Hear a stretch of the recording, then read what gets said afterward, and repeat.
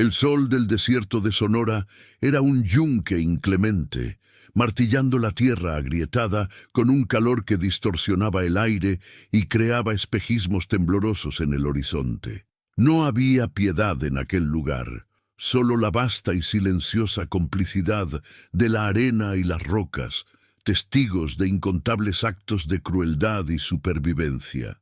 El viento, cuando soplaba, no traía alivio, sino un polvo fino y sofocante que se infiltraba en cada grieta, en cada poro, un recordatorio constante de la aspereza de la vida. En ese escenario de desolación, la ley era dictada por la fuerza, y la justicia era una leyenda contada en susurros por viejos que ya habían perdido la esperanza. El paisaje, con sus cactus esqueléticos que se erigían como centinelas silenciosos, parecía burlarse de la fragilidad humana, absorbiendo la sangre y las lágrimas sin dejar rastro, tragándose historias enteras en su inmenso e indiferente vacío. ¡Atención! Antes de que esta historia te devore por completo, necesito pedirte algo. Gigante, estamos en una misión para llegar a los 1000 valientes que se atreven a sentir historias reales y poderosas como esta. Si tienes sangre en las venas y crees en la justicia, por más brutal que sea el camino, suscríbete ahora mismo. No te costará nada, y para nosotros significa el mundo entero, y para saber hasta dónde llega el coraje de nuestra comunidad, comenta abajo desde qué ciudad o país nos estás viendo. Hagamos que esta historia retumbe en todo el planeta juntos, en ese escenario implacable. El sonido que rompía la monotonía del silencio era brutal. El trote constante de un caballo imponente, un animal de pelaje oscuro y músculos tensos, y el sonido arrastrado de un cuerpo siendo jalado sin misericordia por la arena y las piedras. Sobre el caballo montaba el coronel Ricardo Vargas, un hombre cuya reputación precedía a su sombra.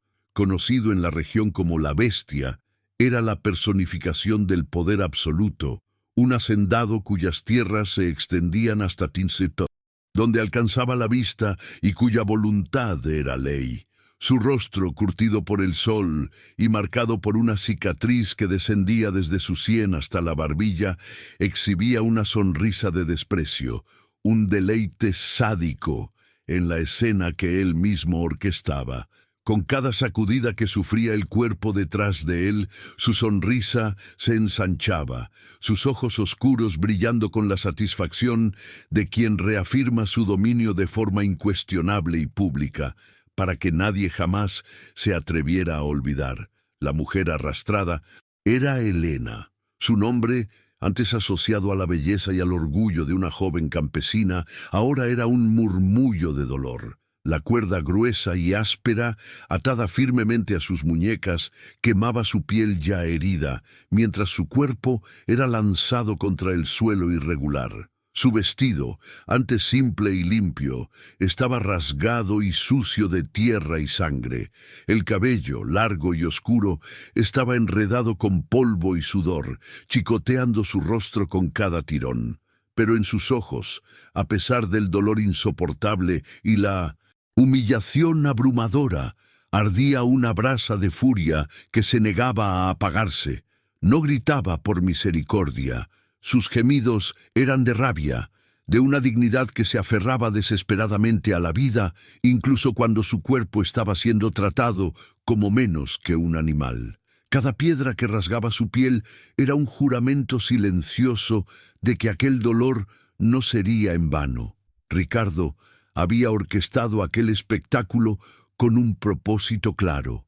Pasaba lentamente por la plaza del pequeño pueblo que existía bajo su opresión, un conjunto de casas de adobe y rostros asustados. Los habitantes, hombres, mujeres y niños, salían de sus casas no por voluntad propia, sino por una orden implícita de que debían presenciar el castigo. Sus ojos, bajos y llenos de miedo, veían la escena, pero sus almas se negaban a procesar la brutalidad. Eran prisioneros en su propia tierra, silenciados por la certeza de que cualquier acto de compasión o desafío resultaría en un destino similar o peor. El silencio de ellos era la mayor victoria de Ricardo, una prueba viva de su poder inquebrantable. Helena, en su agonía, veía los rostros conocidos, pero no había acusación en su mirada, solo la constatación de un miedo que ella misma se había negado a aceptar. «¡Miren bien!», gritó Ricardo, su voz resonando en la plaza silenciosa como el restallar de un látigo. «Vean lo que sucede a quien desafía mi voluntad. Vean lo que le pasa al orgullo cuando no tiene fundamento». Sus palabras eran veneno, destinadas a infiltrarse en los corazones de los oprimidos, a matar cualquier semilla de rebelión. Detuvo el caballo en el centro de la plaza, permitiendo que todos vieran el estado deplorable de Helena. Ella intentó levantarse, usando los codos para apoyarse, pero sus fuerzas la abandonaron. El polvo cubría su rostro, mezclándose con las lágrimas secas y la sangre fresca que escurría de un corte en la frente. Él la exhibía como un trofeo, un símbolo roto de la resistencia fútil, una advertencia para cualquiera que osara soñar con libertad o justicia. El crimen de Helena no había sido un acto de violencia, sino de desafío. Su padre, un viejo ranchero, se había negado a ceder el último pedazo de tierra de su familia al insaciable apetito del coronel. Ricardo, viendo la negativa como una afrenta personal, decidió hacer un ejemplo. No solo tomó la tierra por la fuerza, sino también el honor de la familia. La humillación de Helena era la firma de su poder, una demostración de que él no solo poseía la tierra, sino también las vidas y las almas de las personas que en ella vivían. Quería que todos supieran que su autoridad no conocía límites, que la dignidad era un lujo que solo él podía conceder o quitar, y se deleitaba en quitarla de la forma más pública y cruel posible, garantizando que el recuerdo del acto aterrorizara a generaciones. Mientras estaba allí, caída en el suelo, Helena sentía la mirada de decenas de personas, pero se sentía completamente sola. El dolor físico era inmenso, una sinfonía de encortes, contusiones y quemaduras, pero el dolor de la humillación era una herida mucho más profunda, una llaga que ardía en su alma. Ser expuesta, quebrada, delante de su propio pueblo, era un tormento que trascendía el cuerpo. Podía sentir la impotencia de ellos, el miedo que los paralizaba, y eso, de alguna manera, alimentaba su rabia. No los culpaba. Culpaba al monstruo montado en el caballo, al hombre que se deleitaba con el sufrimiento ajeno, que construía su imperio sobre las ruinas de la dignidad de los otros. En ese momento, en el polvo y en la sangre, el odio se cristalizó dentro de ella, convirtiéndose en algo sólido y frío. Ricardo descendió del caballo con una lentitud teatral. Sus espuelas de plata tintinearon en el silencio pesado, cada paso resonando como una sentencia. Caminó hasta Helena y la agarró por el cabello, forzándola a levantar la cabeza y encararlo. «Aprende tu lugar, perra», escupió las palabras, su voz baja y llena de veneno. «Tu lugar está en el suelo, con los gusanos». Sus ojos encontraron los de ella, y por un instante vio algo que no esperaba. No miedo, no súplica, sino un brillo de desafío, una promesa silenciosa de retribución que lo hizo dudar por una fracción de segundo. Pero su arrogancia era un escudo impenetrable. Se rió, un sonido seco y cruel, y la arrojó de vuelta al suelo con fuerza, la cabeza de ella golpeando contra la tierra dura. Se giró hacia la multitud silenciosa, limpiándose las manos como si hubiera tocado algo inmundo. «Recuerden este rostro, recuerden esta lección», dijo, su voz ahora calmada pero aún más amenazante. «En esta tierra solo existe una voluntad, la mía». Montó en su caballo de nuevo, la postura de un rey regresando de una conquista. No había remordimiento en su semblante, solo la satisfacción de un trabajo bien hecho, de un mensaje entregado con la claridad de la brutalidad. Miró una última vez a la figura inmóvil en el suelo, un mero montón de harapos y dolor, y la descartó de su mente como basura. Para él, ella ya estaba muerta, su vida y espíritu aplastados bajo el peso de su bota. Con un tirón de las riendas, giró el caballo y partió, sus secuaces siguiéndolo como una jauría de perros leales. El sonido de los cascos se alejó, dejando atrás un silencio aún más profundo y opresor. El polvo levantado por ellos comenzó a asentarse lentamente, cubriendo a Helena como una mortaja. Los habitantes del pueblo permanecieron inmóviles por un largo momento, atrapados entre el miedo y una vergüenza impotente. Nadie se atrevía a acercarse. La imagen de Helena, dejada para morir en el centro de su comunidad, quedaría grabada en sus memorias, un monumento al terror que gobernaba sus vidas. La lección de Ricardo había sido aprendida, pero la semilla plantada ese día no era solo de miedo, sino también de una venganza que aguardaba el momento adecuado para germinar. El sol comenzó a descender en el horizonte, pintando el cielo con tonos de naranja y rojo, como si el propio firmamento sangrara en simpatía por la tierra herida. El calor empezó a disminuir, dando paso al frío cortante de la noche en el desierto. Helena permaneció allí, su respiración débil e irregular. La conciencia iba y venía en oleadas de dolor. En sus momentos de lucidez no pensaba en la salvación o en un milagro. Pensaba en el rostro de Ricardo, en su sonrisa cruel, en la sensación de sus dedos en su cabello. Cada detalle de la humillación era grabado a fuego en su mente, no como un recuerdo de derrota, sino como un mapa hacia el futuro, un testamento de lo que debía hacerse. La víctima estaba muriendo, pero algo nuevo y terrible estaba naciendo en su lugar. La plaza finalmente se vació. La gente se retiró a la oscuridad de sus casas, cerrando las puertas como si pudieran encerrar el horror afuera. Pero el horror ya estaba adentro, en sus corazones. Dejaron a Helena a la noche, a los buitres, a la muerte. Era la ley de la supervivencia bajo la tiranía. Para protegerse era necesario abandonar a P180 los caídos. Y Helena, en ese momento, estaba más que caída. Era un espectro, una vida suspendida por un hilo de pura terquedad y odio. El frío de la noche comenzó a infiltrarse en sus huesos, y la oscuridad la envolvió, un abrazo frío e indiferente que reflejaba la soledad de su alma. Estaba sola, pero en su soledad encontró una claridad terrible. Mientras la primera estrella aparecía en el cielo oscuro, un juramento se formó en sus labios agrietados, un susurro inaudible para el mundo, pero un trueno en su corazón. Sobreviviría no por esperanza, sino por venganza. Se levantaría de ese polvo no como la campesina Helena, sino como el fantasma de su propio dolor. Cazaría a cada hombre que se rió, a cada secuaz que observó, y por último encontraría a la bestia. No le daría la muerte rápida de una bala, le devolvería la humillación multiplicada por 1000. Lo arrastraría por la misma tierra, haría que sintiera la misma desesperación. En ese momento, el universo pareció contener la respiración, sintiendo el cambio en el equilibrio del mundo. El nacimiento de una furia tan vasta e implacable como el propio desierto. El aire del desierto, ahora helado, llevaba el olor a polvo y sangre.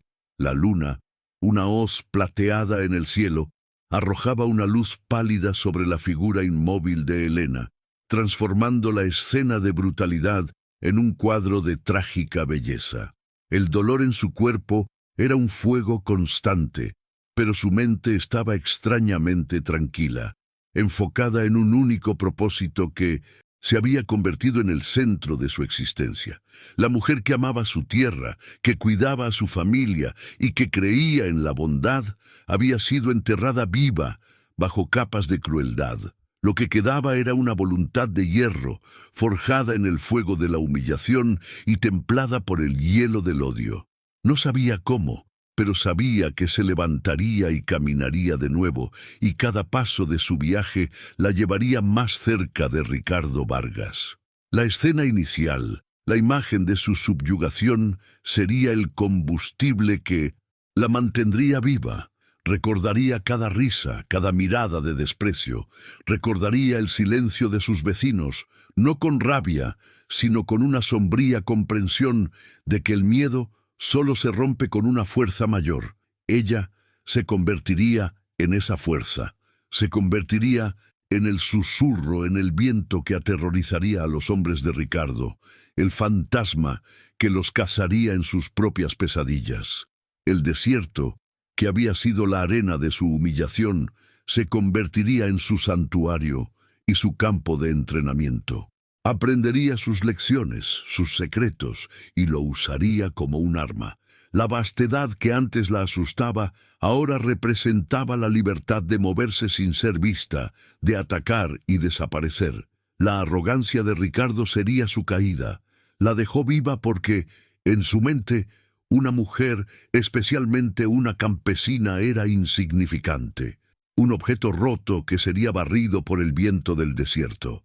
No la veía como una amenaza, sino como un ejemplo concluido. No podía concebir que la voluntad de vivir pudiera ser alimentada por el deseo de muerte. Ese error de cálculo, esa incapacidad de ver la humanidad y la fuerza en aquellos a quienes oprimía, sería el hilo suelto que desharía todo su imperio de miedo. Había creado a su propio verdugo, moldeado el instrumento de su propia destrucción con sus propias manos crueles, y ahora ese instrumento apenas comenzaba a entender su propósito. El viento aullaba suavemente, un lamento sobre la tierra silenciosa. Para cualquiera que pasara, la escena sería solo la de otra tragedia anónima, común en esa tierra sin ley. Pero algo diferente estaba sucediendo, una transformación alquímica de dolor en poder, de víctima en depredador. Helena cerró los ojos, no para rendirse al final, sino para sellar su promesa. La imagen del rostro de Ricardo estaba grabada en sus párpados. Lo vería en sus sueños, en su vigilia, hasta el día en que lo viera por última vez, sus ojos llenos del mismo terror que él había infligido a tantos otros. La furia del desierto no era solo el calor y el viento, estaba ahora encarnada en una mujer dejada para morir.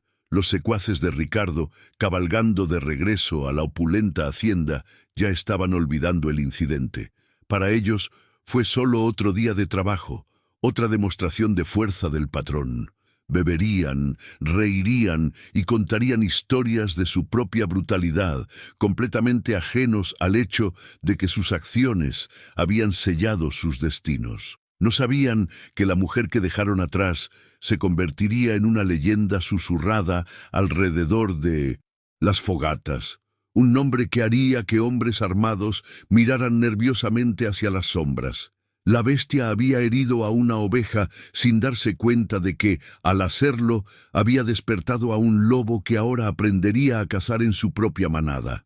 La ironía del destino era que la mayor fuerza de Helena, su amor por la familia y la tierra, había sido la causa de su desgracia. Y ahora, la pérdida de todo eso la estaba transformando en algo que nunca imaginó ser. Su identidad estaba siendo reescrita por la violencia. Era un espejo de la brutalidad que sufrió, y la imagen que reflejaría de vuelta al mundo sería igualmente implacable. El conflicto interno, la lucha por mantener un vestigio de la mujer que era, vendría más tarde.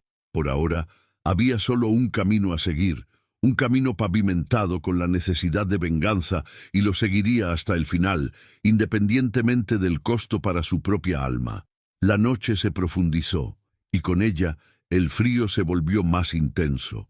La supervivencia, en ese momento, era una batalla librada con cada respiración. Cada latido de su corazón era un acto de desafío. Se aferró a esa pequeña chispa de vida con la tenacidad de una raíz aferrándose a una roca en medio del desierto. El dolor era su compañero constante, un recordatorio de lo que le habían hecho, y cada punzada era un nuevo verso en su himno de odio. El mundo la había abandonado, pero ella no se abandonaría a sí misma. Se convertiría en su propia salvadora, su propia justiciera, su propia diosa de la retribución. Ricardo Vargas llegó a su hacienda, una fortaleza de riqueza y poder en medio de la pobreza. Fue recibido por sirvientes silenciosos y asustados, que no se atrevían a encontrar su mirada. Cenó suntuosamente, bebió el mejor vino y durmió en una cama suave, sin un solo pensamiento para la mujer que había destruido. Su conciencia era un desierto tan estéril como la tierra que gobernaba. No tenía pesadillas, pues creía ser el monstruo que los otros temían, y no al contrario. Esa certeza inquebrantable en su propia invencibilidad era la grieta en su armadura, una grieta que Helena, de alguna manera, encontraría y explotaría hasta que todo se viniera abajo. La humillación pública era una táctica antigua, diseñada para quebrar el espíritu y aislar al individuo de la comunidad. Al forzar a todos a mirar, Ricardo los convertía en cómplices de su crueldad, atándolos a él con cadenas de miedo y vergüenza compartida. Pero subestimó la naturaleza del espíritu humano. Aunque el miedo podía silenciar las voces, no podía borrar los recuerdos. La imagen de Helena, siendo arrastrada, se quedaría con ellos, y un día, cuando el viento del cambio soplara, ese recuerdo se convertiría en un grito de guerra.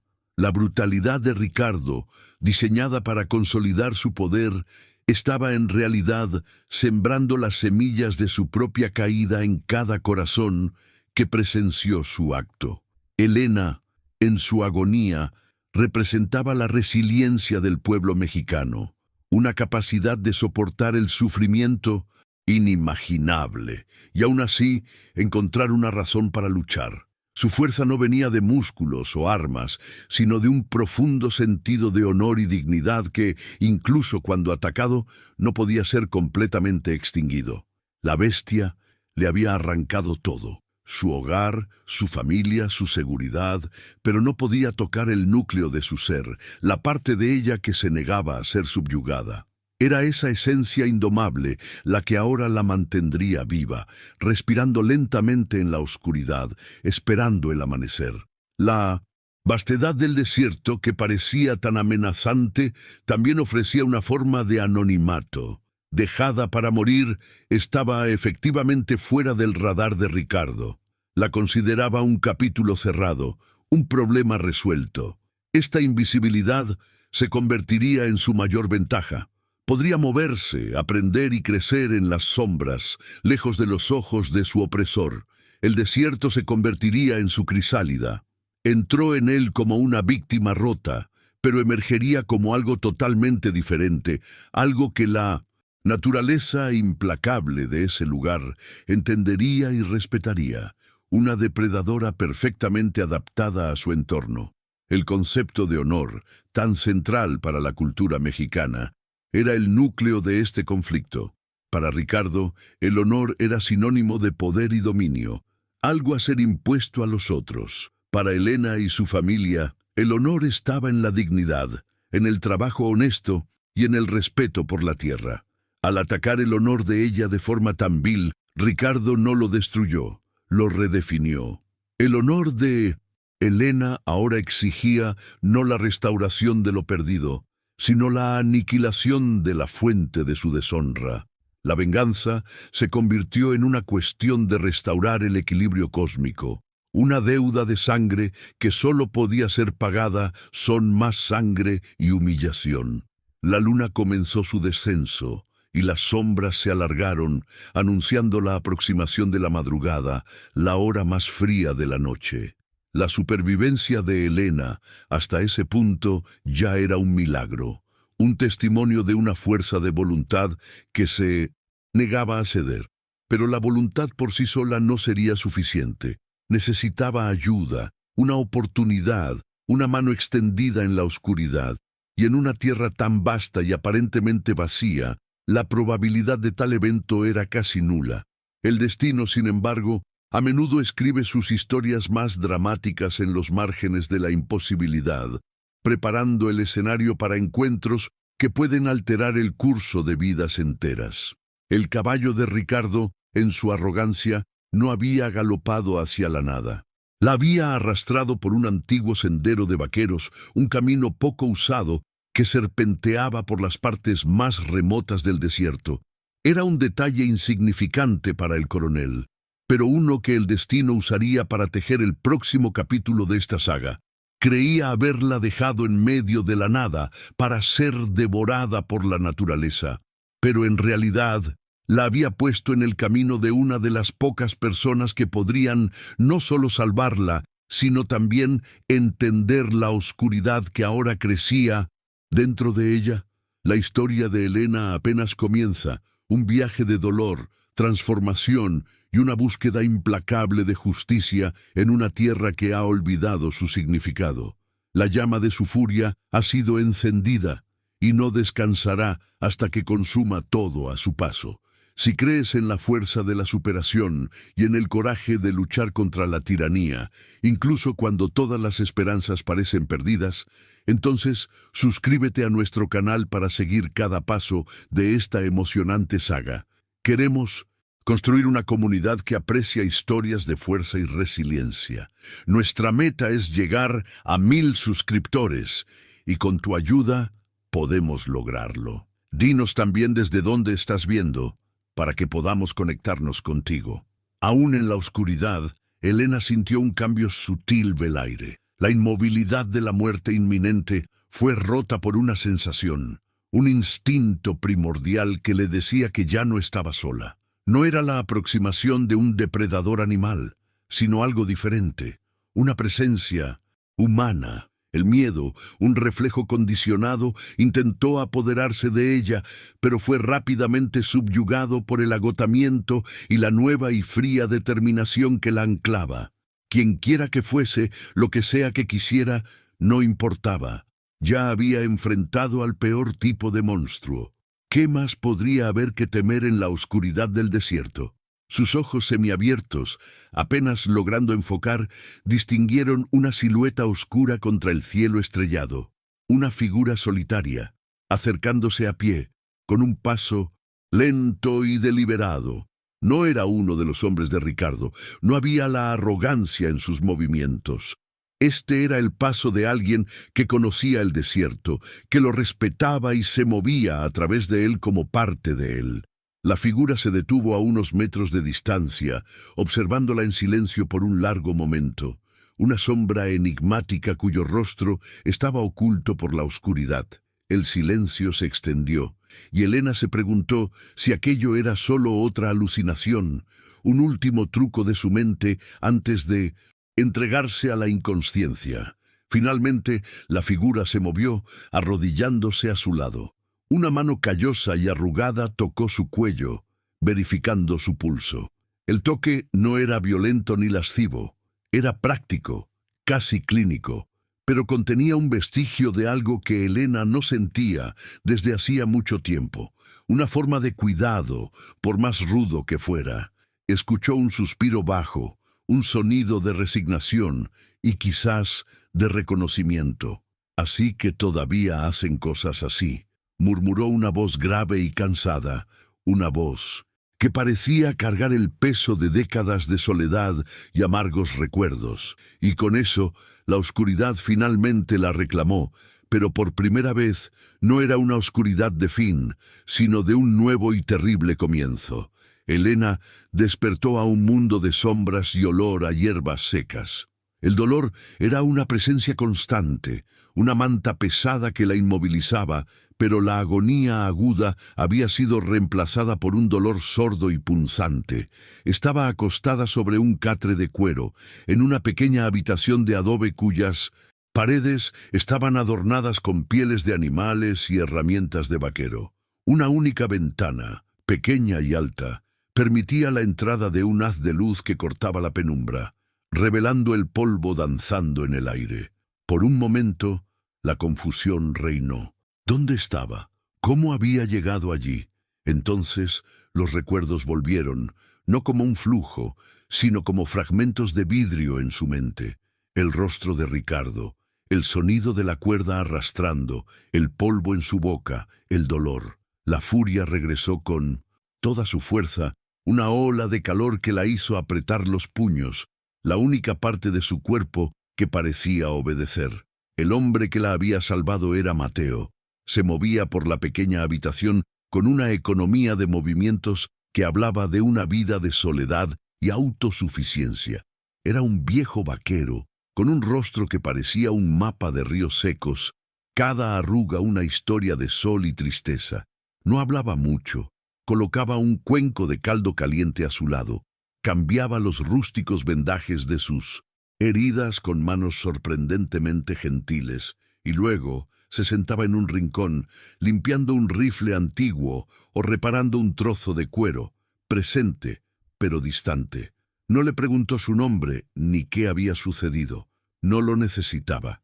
El desierto le había enseñado a leer las historias escritas en la piel y en los ojos de las personas, y la de Elena era una que él conocía muy bien, pues hacía eco de una tragedia personal que había enterrado hacía mucho tiempo. Los primeros días fueron una niebla de fiebre y pesadillas. Elena revivía la humillación incesantemente, despertando con su propio grito, ahogado en la garganta. En sus sueños, el rostro de Ricardo Vargas se transformaba, convirtiéndose en una caricatura demoníaca, sus ojos ardiendo como brasas. Se veía arrastrada por una eternidad, bajo un cielo que se reía de su tormento. Mateo, durante esas noches, permanecía en vigilia. No la consolaba con palabras vacías, sino que aplicaba un paño húmedo en su frente febril y murmuraba antiguas canciones del campo, melodías sobre pérdida y resiliencia, que parecían calmar no solo a ella, sino también a los fantasmas que habitaban aquel pequeño refugio. Estaba cuidando no solo un cuerpo herido, sino un alma que estaba peligrosamente cerca de hacerse pedazos. Con el paso de las semanas, la fuerza comenzó a regresar al cuerpo de Elena. Las heridas se cerraron, dejando atrás una telaraña de cicatrices que reescribieron la geografía de su piel. Cada cicatriz era un recordatorio, un vínculo, tangible con su juramento. Comenzó a sentarse, luego a caminar con dificultad por la pequeña habitación, sus músculos protestando a cada movimiento. Observaba a Mateo, estudiando su rutina, la manera en que leía el viento y el sol, cómo preparaba su comida simple, cómo parecía estar en comunión con la tierra árida que lo rodeaba. Se dio cuenta de que él no era solo un sobreviviente, era un maestro de ese entorno hostil, y el desierto, que había sido el escenario de su tortura, comenzó a revelársele de una nueva manera, no como un enemigo, sino como una fuente de poder. El silencio entre ellos fue finalmente roto por ella. Cierta tarde, mientras Mateo afilaba un cuchillo, Elena, con la voz ronca por el desuso, habló. «¿Por qué?», preguntó, la única palabra flotando en el aire pesado. Mateo no detuvo su trabajo, sus ojos fijos en la hoja. «Porque nadie debería morir solo en el desierto», respondió simplemente, su voz grave como el rodar de piedras lejanas. «Y porque vi en tus ojos que no querías morir». Hizo una pausa y luego alzó la mirada para encararla por primera vez. «Vi que querías vivir para matar». No era una pregunta, sino una afirmación, un reconocimiento sombrío que creó un lazo inquebrantable entre ellos. En ese momento, él dejó de ser solo su salvador para convertirse en algo más, un posible mentor. La recuperación física estaba casi completa, pero la transformación interna apenas comenzaba. Elena sentía un vacío donde antes había amor y amabilidad. El síntesis, odio por Ricardo era lo único que la llenaba, la única emoción lo suficientemente fuerte como para ahogar el dolor de la pérdida. Era un veneno, pero también su único sustento. Se dio cuenta de que la antigua Elena, la campesina que soñaba con una vida sencilla, estaba muerta. La mujer que habitaba su cuerpo ahora era algo más duro, más enfocado, una criatura forjada por la brutalidad. No lamentó esa pérdida. La antigua Elena Era débil, vulnerable. La nueva Helena sería la personificación de la venganza, y abrazó esta nueva identidad con una determinación fría y aterradora. Se convertiría en el monstruo necesario para cazar a otro. El punto de inflexión definitivo ocurrió en una mañana fría, cuando la luz del sol aún era pálida. Helena encontró un viejo revólver guardado en un baúl de madera de Mateo. Lo tomó, sintiendo el peso frío y sólido del acero en sus manos. No había miedo, ni vacilación. Había una sensación de familiaridad, como si hubiera nacido para sostener esa arma. Lo llevó afuera y se lo mostró a Mateo, que estaba recogiendo agua. Sus ojos se encontraron y no fueron necesarias las palabras. Él entendió lo que ella estaba pidiendo. Suspiró, un sonido de profunda melancolía, como si se estuviera resignando a un destino inevitable. Veía en ella el reflejo de su propio pasado, de una venganza que él mismo buscó y que lo dejó con nada más que cenizas. Pero también vio que detenerla sería imposible. La víctima había muerto, la cazadora había nacido. El entrenamiento comenzó. Mateo era un maestro exigente e implacable. Le enseñó a disparar, no como un soldado, sino como un cazador. Un tiro, un muerto, decía. El desierto no te dará una segunda oportunidad. Practicaban durante horas, hasta que los brazos de Helena temblaban de agotamiento, hasta que el sonido del disparo se convirtió en una extensión de su voluntad. Aprendió a limpiar el arma, a sentir su mecanismo, a respetarla como una herramienta sagrada de su nueva religión. Su puntería, inicialmente inestable, se volvió precisa y letal, guiada por una concentración que brotaba directamente de su furia. Cada lata que acertaba era el rostro de Ricardo en su mente. Cada agujero de bala, una promesa de lo que estaba por venir. Pero las lecciones de Mateo iban más allá del manejo de armas. Le enseñó a sobrevivir en el desierto, a convertirlo en su aliado. Aprendió a encontrar agua donde parecía no haberla, a identificar plantas comestibles y venenosas, a leer las huellas en la arena como si fueran páginas de un libro. Le enseñó a moverse silenciosamente, a usar las sombras y el terreno a su favor, a mezclarse con el paisaje hasta volverse invisible. El desierto, que antes era un lienzo de su humillación, se convirtió en su santuario y su campo de entrenamiento. Comenzó a entender su lenguaje, sus ritmos, y a cambio, el desierto pareció aceptarla, envolviéndola en su abrazo austero y protector. Helena se convirtió en una rastreadora hábil. Su visión, agudizada por la necesidad, captaba detalles que pasarían desapercibidos para la mayoría. Una rama rota, una piedra desplazada, la profundidad de una huella. Pasaba días enteros rastreando animales salvajes, aprendiendo sus hábitos, sus rutas, su astucia. Era una forma de meditación, una manera de canalizar su obsesión en una habilidad práctica. Mateo observaba su progreso con una mezcla de orgullo y tristeza. Estaba forjando un arma perfecta para la venganza, pero sabía el precio que su alma pagaría. La estaba transformando en un fantasma, una criatura de la desolación, tal como él se había convertido hacía muchos años. Con el tiempo, el dolor en su cuerpo fue reemplazado por la fuerza de músculos endurecidos, y el miedo en su mente fue reemplazado por una paciencia depredadora. Hablaba poco, y cuando lo hacía, su voz era calmada y baja, desprovista de la antigua melodía. Sus ojos, sin embargo, contenían una intensidad que haría retroceder al más valiente de los hombres. Eran los ojos de alguien que ya había visto el infierno y había regresado, trayendo un pedazo de él consigo. No sonreía, no lloraba. Sus emociones se habían destilado en una única esencia: el propósito. La venganza ya no era un deseo ardiente, se había convertido en una certeza fría, una cuestión de tiempo y oportunidad. Entonces, el día llegó. Uno de los secuaces de Ricardo, un hombre conocido por su crueldad casual, Pasó cerca del escondite de Mateo, cazando por deporte. Elena lo observó desde lejos durante horas, estudiando sus movimientos, su arrogancia. Mateo la dejó decidir. Era la primera prueba. Al atardecer, lo acorraló en un pequeño cañón. Él la vio, pero no la reconoció. Vio solo a una mujer, una presa fácil. El desprecio en su rostro fue el último error que cometió.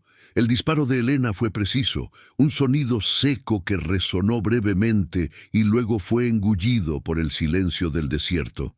Se acercó al cuerpo, no con triunfo, sino con una calma aterradora.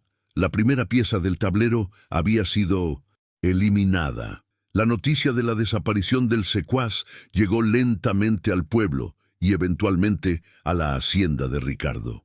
Inicialmente fue descartada. Los hombres se perdían en el desierto o eran asesinados en peleas de cantina. Pero entonces, unas semanas después, otro de los hombres de Ricardo, un capataz brutal, fue encontrado muerto en un sendero remoto, con un único disparo en el pecho.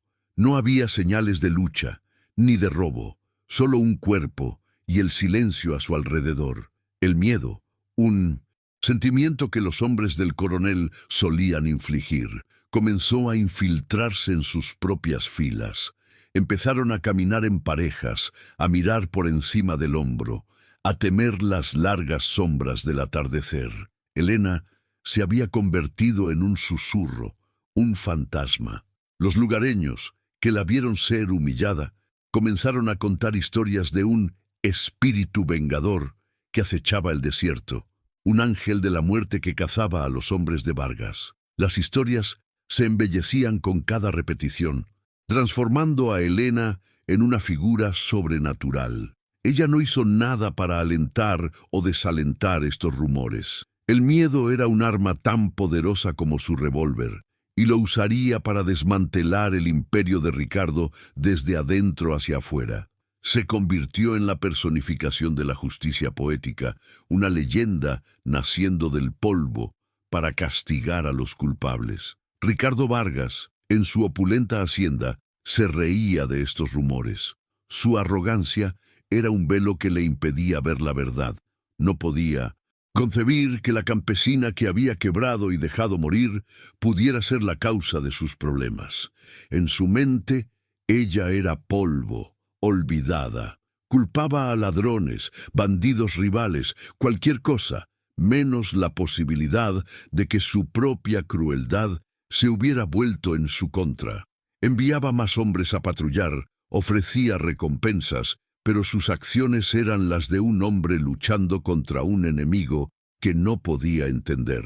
Estaba cazando a un fantasma, sin darse cuenta de que el fantasma lo estaba cazando a él. El viaje de Elena la coloca en un camino oscuro, donde la línea entre la justicia y la venganza se vuelve cada vez más delgada. Se está convirtiendo en la misma fuerza de la naturaleza que busca personificar. Pero, ¿a qué costo? ¿Qué harías tú en su lugar? ¿Crees que la venganza puede traer paz o solo crea un ciclo interminable de violencia? Comparte tu opinión en los comentarios de abajo. Tu perspectiva es importante para nosotros, ya que historias como esta nos hacen reflexionar sobre los límites de la naturaleza humana y la búsqueda de la dignidad de un mundo cruel. Queremos escuchar lo que piensas sobre las decisiones de Elena. Mateo veía el cambio en Elena con una claridad dolorosa. La joven que rescató al borde de la muerte estaba desapareciendo, siendo reemplazada por una cazadora eficiente y desprovista de emoción. Intentó, en raras ocasiones, hablar con ella sobre el futuro, sobre lo que pasaría después de que cayera el último hombre de Ricardo. ¿Y después, niña? ¿Qué quedará para ti?, le preguntó una noche mientras observaban las estrellas. Elena permaneció en silencio por un largo rato, la mirada perdida en la inmensidad del cielo. Después, respondió finalmente, su voz un susurro frío, habrá silencio. Para ella no había futuro más allá de la venganza. Era su único horizonte, el acantilado hacia el que caminaba con los ojos abiertos. La campaña de guerrilla de Helena era metódica y paciente. Nunca atacaba de frente. Usaba el conocimiento del terreno que Mateo le había dado para crear trampas, para separar a sus objetivos, para atacar cuando y dónde menos lo esperaban. Se convirtió en una maestra de la guerra psicológica. Dejaba señales, pequeñas advertencias que aterrorizaban a sus enemigos. Un sombrero de un hombre desaparecido colocado en una cruz al borde del camino. El sonido de un único disparo resonando en la noche, sin que se encontrara a nadie. Estaba desmantelando la sensación de seguridad de los hombres de Ricardo, transformando su propia tierra, su dominio, en un laberinto de miedo y muerte. El conflicto interno de Helena, aunque suprimido, todavía existía. En momentos de quietud, entre una cacería y otra, el recuerdo de la mujer que fue la acechaba. Recordaba cómo era reír, cómo era sentir el calor del sol sin asociarlo al dolor. Eran destellos de un pasado que parecía pertenecer a otra persona. Se preguntaba si, al convertirse en un monstruo para luchar contra otro, no le estaba dando a Ricardo una victoria final, permitiendo que la destruyera por dentro. Pero entonces la imagen de su humillación volvía, y la duda era quemada por la llama renovada de su furia. La humanidad era un lujo que ya no podía permitirse. Ricardo, cada vez más frustrado y paranoico, comenzó a cometer errores. Se volvió más brutal con sus propios hombres, acusándolos de cobardía. Dobló la violencia contra los habitantes del pueblo, tratando de extraer información sobre el enemigo invisible que lo atormentaba, pero sus tácticas solo aumentaron el odio y el resentimiento en su contra, haciendo que el pueblo silenciosamente apoyara al fantasma que los estaba vengando. Sin saberlo, Ricardo se estaba aislando a sí mismo, destruyendo las bases de su propio poder con la misma mano de hierro que lo construyó. Se estaba convirtiendo en un rey en un castillo de arena, mientras la marea de la venganza de Helena subía implacablemente. Mateo, por su parte, encontró una especie de paz torturada en su papel. Al entrenar a Helena, sentía que estaba, de alguna manera, corrigiendo un error de su pasado. Quizás no pudo salvar a la persona que perdió, pero podía darle a esta joven las herramientas para luchar. Era su mentor reacio, su único confidente, el ancla que le impedía perderse por completo en la oscuridad. Representaba el honor olvidado de aquellos hombres de campo, un honor basado no en el dominio, sino en el respeto y la resiliencia. Y al ayudar a Helena, estaba haciendo su propia y silenciosa declaración de guerra contra hombres como Ricardo Vargas, que habían corrompido el alma de su tierra. La tensión en la región alcanzó el punto de ebullición.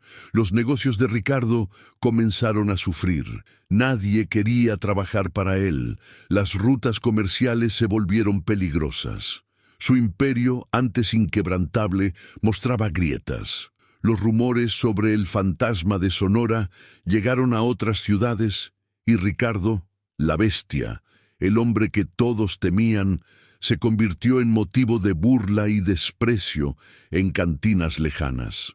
La humillación que infligió a Helena estaba volviendo a él, no de forma física todavía, sino atacando lo que más valoraba, su reputación, su poder, su aura de invencibilidad. Helena no solo estaba matando a sus hombres, estaba matando su leyenda. Helena sabía que el enfrentamiento final estaba cerca. La caza de los lacayos había servido a un propósito: debilitar y aislar a la presa principal. Ahora era hora de atacar el corazón de la bestia, su fortaleza, la hacienda. Pasó semanas observando el senda, lugar desde una distancia segura, memorizando las rutinas de los guardias, las entradas y salidas, las debilidades en la seguridad. Su plan no era un ataque frontal, sino una infiltración, una humillación calculada. No quería solo matarlo, Quería destruir el símbolo de su poder frente a todos los que él había oprimido. La venganza necesitaba ser un espectáculo, así como su humillación lo había sido. Finalmente, la oportunidad perfecta se presentó. Ricardo, en una demostración de desafío y que arrogancia, anunció que daría una gran fiesta en su hacienda para celebrar su poder y mostrar a todos que no tenía miedo de fantasmas o rumores. Sería una reunión de otros terratenientes, políticos corruptos y todos los pilares del sistema opresor que lo sostenía. Para Ricardo era una reafirmación de su dominio. Para Helena era una invitación. Iría a la fiesta, no como invitada, sino como el juicio final. El escenario para el clímax de su venganza estaba listo, y el telón estaba a punto de levantarse. La noche de la fiesta en la hacienda Vargas era una isla de luz y sonido en medio del océano oscuro del desierto. Antorchas y faroles iluminaban el patio principal, donde una banda de mariachis tocaba canciones vibrantes que apenas lograban sofocar las risas fuertes y las conversaciones arrogantes de los invitados. El olor a carne asada, puros caros y perfume importado flotaba en el aire, una afrenta a la pobreza que rodeaba los muros de la propiedad. Ricardo Vargas estaba en el centro de todo, un vaso de tequila en la mano, aceptando los halagos de sus pares. Brindaba por su propia salud, por su propia fuerza, burlándose abiertamente de los rumores sobre el fantasma, declarando los cuentos de viejas para asustar a los niños. Su arrogancia era la estrella más brillante en esa noche de excesos, un faro de soberbia a punto de atraer la tormenta. Mientras la fiesta alcanzaba su apogeo, una sombra se despegó de la oscuridad del desierto. Helena, vestida con ropas oscuras y prácticas, se movía con la fluidez silenciosa de un depredador nocturno. Su rostro era una máscara de determinación impasible, sus ojos barriendo los muros de la hacienda, analizando cada detalle que había memorizado. No sentía la pulsación del miedo, ni la excitación de la batalla inminente. Sentía solo un enfoque helado, una calma que precedía a la violencia inevitable. La música y las risas que llegaban hasta ella eran solo ruido de fondo, el sonido de un mundo que estaba a punto de ser silenciado. Encontró el punto ciego que había identificado, un tramo del muro cubierto por la sombra de un viejo árbol, y comenzó a escalar con una agilidad nacida de la práctica y el propósito. En la cima del muro se detuvo por un instante, una gárgola humana observando el escenario abajo. Vio a los guardias, relajados y distraídos por la fiesta, sus siluetas recortadas contra la luz de las antorchas. Descendió al interior de la propiedad con un golpe sordo, aterrizando en la tierra suave de minos entos. Un jardín. El primer guardia estaba cerca, de espaldas a ella, riendo de algo que escuchó de la fiesta. Helena se acercó como el viento, sin un sonido. Antes de que el hombre pudiera siquiera percibir un cambio en el aire, su garganta fue cortada con el afilado cuchillo de Mateo, un movimiento rápido y brutal que silenció su vida instantáneamente. Lo arrastró a la oscuridad del jardín, limpió la hoja y continuó su camino, dejando el primero de muchos cuerpos atrás. Se movió por los bordes de la fiesta, una sombra danzando en la periferia de la luz. Pasó por ventanas abiertas, viendo destellos de la opulencia en el interior. Mujeres con joyas brillantes, hombres con sonrisas grasientas, brindando por negocios cerrados sobre la miseria de otros. Cada rostro era un recordatorio del sistema que Ricardo personificaba, cada risa un clavo en su propio ataúd. Eliminó a 2 guardias más con la misma eficiencia silenciosa. Uno con una puñalada en el corazón, otro con el cuello roto. Eran movimientos desprovistos de pasión, la ejecución mecánica de una tarea necesaria. Ya no era una mujer matando hombres, era la personificación de una plaga, limpiando la tierra de la enfermedad que la infestaba. Finalmente, llegó al patio principal, escondida detrás de una serie de arcos de piedra que daban al área de la fiesta. Desde allí, Podía verlo todo. Vio a Ricardo, el centro de atención, su rostro enrojecido por la bebida y el ego inflado. Levantó su vaso para un brindis. «Por esta tierra», gritó, y todos respondieron. «Por nuestra tierra y por los fantasmas que en ella se esconden», añadió, provocando una ola de risas. La sangre de Helena se heló en sus venas, pero su rostro permaneció inalterado. Esperó el momento perfecto, el ápice de su arrogancia, el instante en que su caída sería más espectacular. Levantó su revólver, el cañón frío contra su mano firme, y se preparó para entrar en el escenario. En el momento en que la banda terminó una canción y una breve pausa, de silencio se instaló. Helena salió de las sombras, caminó lentamente hacia la luz, el revólver apuntado no hacia Ricardo, sino hacia el suelo, en un gesto de control deliberado. El primero en notarla fue uno de los invitados, cuya sonrisa se congeló en su rostro. Codeó a su vecino, y lentamente como una ola, el silencio se extendió por el patio. La música se detuvo, las risas murieron. Todas las cabezas se giraron hacia la figura oscura y polvorienta que ahora estaba parada en medio de ellos, una aparición del desierto en el corazón de su fortaleza. Sus ojos, sin embargo, estaban fijos en un solo hombre.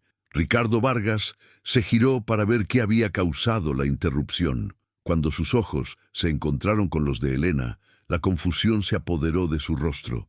La estudió por un momento, a la mujer delgada y llena de cicatrices, con el pelo corto y salvaje. No podía ser. La campesina que había arrastrado estaba muerta, comida por los buitres, pero entonces vio los mismos ojos que lo habían desafiado mientras ella estaba en el suelo, ahora ardiendo con una luz fría y letal. El reconocimiento lo golpeó como un puñetazo físico. El vaso de tequila se deslizó de sus dedos y se hizo añicos en el suelo. «Tú», susurró, la palabra apenas saliendo de su garganta, su voz una mezcla de shock e incredulidad. El fantasma era real. Por un largo momento, nadie se movió. El patio entero parecía haber contenido la respiración. Los invitados, antes tan poderosos y ruidosos, ahora estaban paralizados, mirando a la mujer que encarnaba la muerte. Helena no dijo una palabra. Su silencio era más aterrador que cualquier amenaza. Solo lo miraba fijamente, dejando que el peso del momento, el peso de su resurrección, aplastara la arrogancia de Ricardo. Quería que sintiera el miedo, que entendiera la magnitud de su error. No había roto un objeto, había liberado una fuerza que ahora venía a reclamar su deuda. «¡Guardias, mátenla!», gritó finalmente Ricardo, su voz chillona por primera vez con una nota de pánico. Pero ningún guardia apareció. Los invitados miraron a su alrededor, la comprensión de que estaban desprotegidos comenzando a instalarse. El pánico comenzó a burbujear bajo la superficie. La fortaleza de Ricardo era una farsa.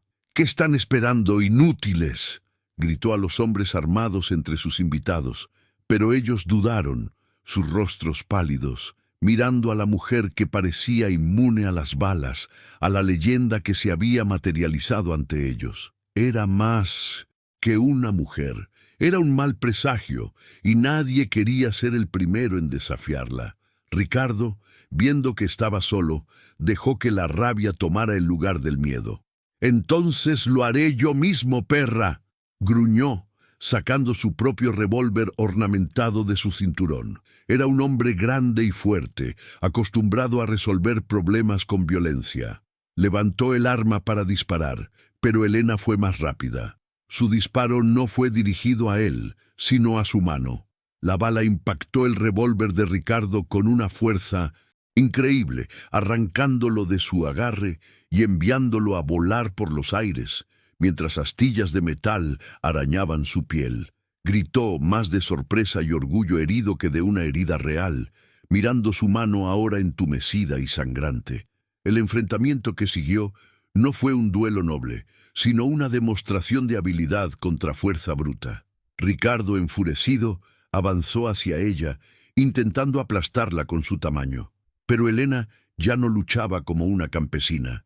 Se movía con la gracia letal que Mateo le había enseñado. Esquivó su ataque, usó su propio impulso en su contra y lo derribó con una zancadilla precisa. Cayó pesadamente al suelo, la caída resonando en el patio silencioso. La humillación era palpable. La bestia, el gran coronel, estaba en el suelo desarmado y jadeante a los pies de la mujer que había dejado morir. Helena se acercó a él, el revólver ahora apuntado firmemente a su cabeza. Los ojos de Ricardo estaban desorbitados de terror y odio. «¿Quién eres?», escupió, la sangre goteando de su labio. Helena se arrodilló a su lado, su rostro a centímetros del suyo. Por primera vez en la noche habló, su voz no más que un susurro, pero cada palabra cortando como vidrio. «Soy tu lección», dijo. «Soy el recuerdo que intentaste enterrar en el polvo. Soy el honor que no pudiste matar». Las palabras eran la sentencia final, la explicación de su existencia, el epitafio de su tiranía. Ella no disparó. La muerte sería un escape fácil, una misericordia que él no merecía. En su lugar, sacó una cuerda de su cinturón, la misma cuerda gruesa y áspera que él había usado en ella. Los ojos de Ricardo se abrieron aún más cuando entendió su intención. Ese era un destino peor que la muerte, la destrucción total de todo lo que él era. Comenzó a luchar, a debatirse como un animal acorralado, pero Helena fue rápida y eficiente, atando sus muñecas con nudos firmes y expertos. Los invitados observaban, horrorizados y fascinados, la inversión de poder más impactante que jamás habían presenciado. La bestia estaba siendo enjaulada. El clímax de la venganza de Helena se está desarrollando de una manera que nadie esperaba. La justicia aquí no es una bala rápida, sino una humillación lenta y deliberada. Lo que sucederá a continuación será la conclusión brutal de una promesa hecha en el polvo y la sangre. No te pierdas lo que sigue. Suscríbete a nuestro canal y activa las notificaciones para ser el primero en ver cómo se resuelve esta historia inolvidable. El viaje de Helena nos muestra que las heridas más profundas pueden generar la fuerza más implacable, y queremos compartir cada momento de esta saga contigo. Continúa con nosotros para presenciar el desenlace. Con Ricardo atado, Helena se levantó y caminó hacia su caballo, que todavía estaba ensillado cerca de la entrada del patio. Lo tomó por las riendas y lo condujo de regreso, el sonido de los cascos del animal en las baldosas siendo el único ruido en el silencio espectral. Ató el otro extremo de la cuerda a la silla de montar, exactamente como él lo había hecho. La simetría de su acto era poética y aterradora. No solo buscaba venganza, estaba reescribiendo la historia, forzándolo a vivir la misma agonía que él le había infligido. Estaba transformando su instrumento de poder y humillación en el instrumento de su propia caída. Montó en su caballo, la figura de una justiciera sombría dominando la escena. Miró a la multitud de rostros pálidos. «Recuerden este rostro», dijo, su voz clara y firme, haciendo eco de las palabras que Ricardo había gritado en la plaza del pueblo. «Recuerden esta lección». No necesitaba decir nada más. El mensaje era claro. El reinado de terror había terminado. Una nueva fuerza había surgido, una fuerza nacida de la propia brutalidad de Ricardo. El miedo que él había esparcido por tanto tiempo ahora tenía un nuevo amo, y éste no tenía interés en tierras o poder, solo en el equilibrio. Con un tirón firme de las riendas, hizo que el caballo anduviera. La cuerda se tensó, y Ricardo Vargas, la bestia, fue arrancado del suelo. Un grito de dolor y furia impotente escapó de sus labios mientras su cuerpo comenzaba a ser arrastrado por el mismo patio donde, momentos antes, era un rey. el sonido de su cuerpo golpeando contra las baldosas, la visión de su figura poderosa siendo subyugada de forma tan abyecta, rompió el hechizo de su poder para siempre. Helena lo arrastró fuera de la hacienda, hacia la oscuridad de la noche, dejando atrás una fiesta de fantasmas y la leyenda de su venganza grabada a fuego en la memoria de todos los presentes. La venganza fue una larga y silenciosa procesión bajo la mirada indiferente de las estrellas. Helena arrastró a Ricardo Vargas por kilómetros de tierra áspera, rehaciendo el camino de su propia humillación, pero en sentido inverso. Él, que antes cabalgaba altivo, ahora era un harapo humano, implorando, maldiciendo y finalmente llorando en un silencio patético.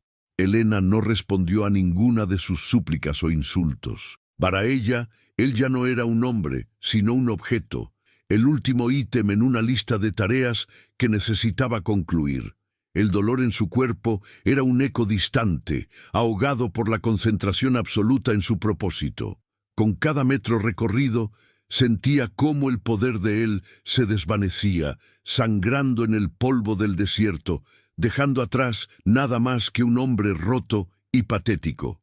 Al amanecer, cuando los primeros rayos de sol pintaron el cielo de colores suaves, llegaron a la plaza del pueblo, la misma plaza que había sido escenario de su agonía. La gente, despertada por el sonido familiar y terrible del arrastrar de un cuerpo, salió de sus casas. Pero esta vez, el miedo en sus ojos estaba mezclado con algo nuevo, asombro. Vieron la figura de Helena, erguida e imponente sobre el caballo del coronel, y al hombre que los aterrorizó por tanto tiempo, ahora reducido a una masa ensangrentada y gimiendo a sus pies. El silencio que cayó sobre la plaza no era de miedo, sino de una incredulidad profunda.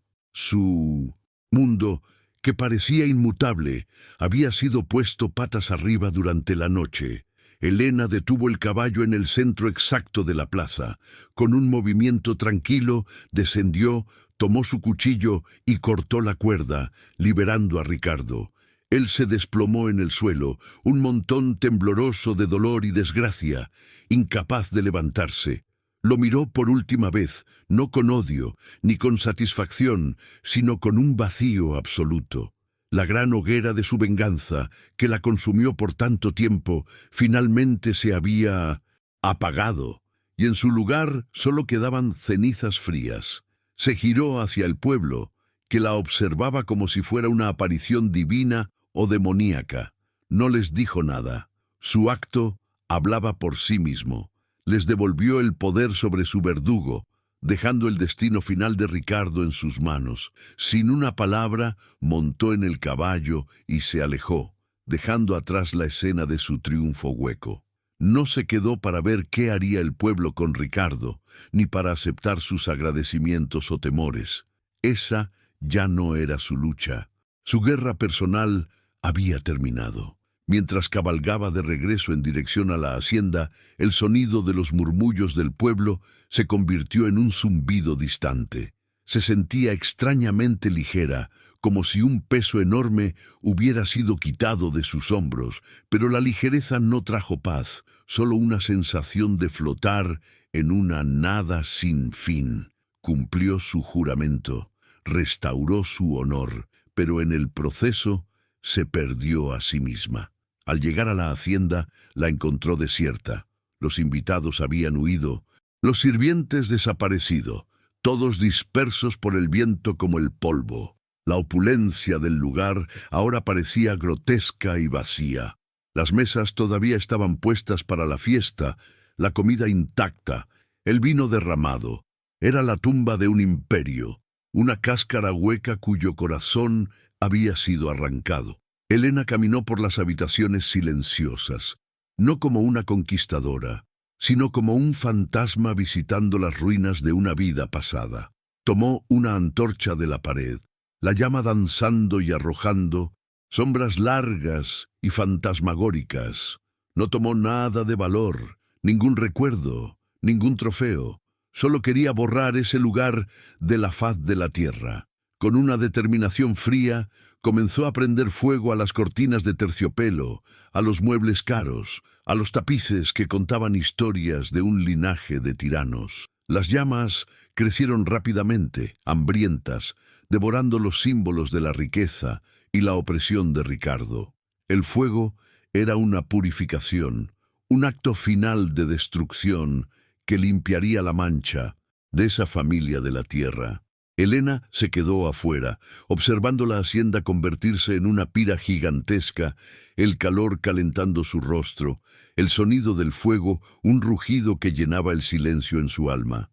Las llamas se elevaban alto en el cielo de la mañana, una columna de humo negro que podía verse a kilómetros de distancia, el último e inequívoco mensaje de que el reinado de la bestia había terminado. Vio a Mateo observando desde una colina distante, una silueta solitaria contra el cielo. Claro, él se acercó, y ella no fue hacia él. Ambos sabían que no había nada más que decir. Él le había dado las herramientas, y ella había terminado el trabajo. Su viaje juntos había llegado a su fin. Él era un hombre del pasado, anclado en sus recuerdos y en su pequeño pedazo de tierra.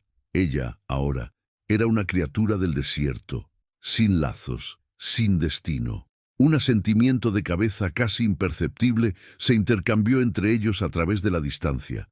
Un gesto de respeto, despedida y una profunda y mutua comprensión de la soledad que ambos compartían. Con la hacienda ardiendo a sus espaldas, Elena giró el caballo y cabalgó hacia el corazón del desierto. No miró hacia atrás. No había nada para ella en el mundo de los hombres, ni en los pueblos oprimidos, ni en las ruinas humeantes del poder. La venganza la había vaciado de todos los demás deseos. No era una heroína para ser celebrada, ni una asesina para ser temida. Era solo una sobreviviente, marcada de forma indeleble por la brutalidad que había sufrido y por la brutalidad que había infligido. El desierto, que había sido testigo de su sufrimiento y su renacimiento, era el único lugar al que podía pertenecer ahora. El sol subía más alto, el calor comenzando a instalarse. Elena cabalgaba sin rumbo fijo, dejando que el instinto del caballo la guiara. El vacío que sentía no era doloroso, sino vasto y absoluto. Se preguntó si algún día la paz la encontraría, si la mujer que era antes podría, de alguna manera, ser redescubierta bajo las cicatrices y las cenizas, o si estaba destinada a vagar para siempre, un espectro de su propia venganza, una leyenda susurrada por el viento del desierto. El paisaje implacable se extendía ante ella, infinito e indiferente, y por primera vez desde su calvario no sintió rabia ni dolor, solo una profunda y abrumadora soledad. El desenlace no trajo celebraciones populares o la construcción de una nueva sociedad justa. La caída de un tirano simplemente dejó un vacío, que el tiempo y la naturaleza humana eventualmente llenarían con otra cosa. La historia de Elena no era sobre cambiar el mundo, sino sobre el viaje de una sola alma a través del infierno. Su victoria no fue una victoria para el pueblo, sino una victoria personal y amarga sobre el hombre que intentó aniquilarla. El costo de esa victoria fue su propia humanidad, un precio que pagó sin dudarlo, pero cuyas consecuencias cargaría por toda la vida. Su figura se hizo más pequeña a medida que se alejaba, eventualmente fusionándose con los espejismos de calor que danzaban en el horizonte. No se convirtió en una líder o un símbolo de esperanza. Se convirtió en lo que los rumores decían que era, un fantasma, un espíritu del desierto, para siempre ligado a la tierra que fue testigo de su furia. Su historia sería contada alrededor de fogatas por generaciones, un cuento de advertencia sobre cómo la opresión puede generar monstruos y sobre el verdadero y terrible precio de la venganza. No encontró la paz, pero quizás en la inmensidad del desierto encontraría una forma de olvido. La narrativa explora cómo la violencia puede corromper el alma, incluso cuando se usa en nombre de la justicia.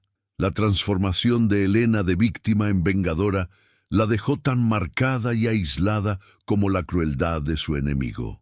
Ganó la batalla, pero la guerra dentro de su alma estaba lejos de terminar. Se convirtió en un símbolo de la fuerza indomable del espíritu humano, pero también en una prueba trágica de que algunas heridas nunca cicatrizan verdaderamente, solo se transforman en algo diferente, algo más duro, algo que nos permite sobrevivir, pero quizás nos impide vivir plenamente de nuevo. ¿Qué queda cuando la sed de venganza es saciada? Para Helena solo quedó el eco de sus acciones y la compañía silenciosa del desierto. Su historia nos obliga a cuestionar la naturaleza de la justicia. Cuando la ley falla, ¿hasta dónde puede y debe llegar un alma herida para reclamar su honor? Y al final, cuando la sangre se seca en la arena, ¿qué se ha ganado realmente? ¿Solo el intercambio de un monstruo por otro, moldeado por la misma brutalidad que buscaba destruir? La respuesta queda suspendida en el aire caliente del desierto, tan abierta y vasta como el paisaje. El viaje de Helena termina aquí, pero su historia resuena. ¿Crees que la venganza puede ser una forma de justicia? ¿O es solo un ciclo de dolor que se perpetúa? ¿Qué crees que le depara el futuro a un alma como la suya? Deja tu reflexión en los comentarios y, si historias profundas y emocionantes como esta resuenan contigo, suscríbete a nuestro canal para más contenido que nos hace pensar y sentir. Tu participación enriquece nuestra comunidad y nos inspira a seguir contando historias que importan. Gracias por mirar.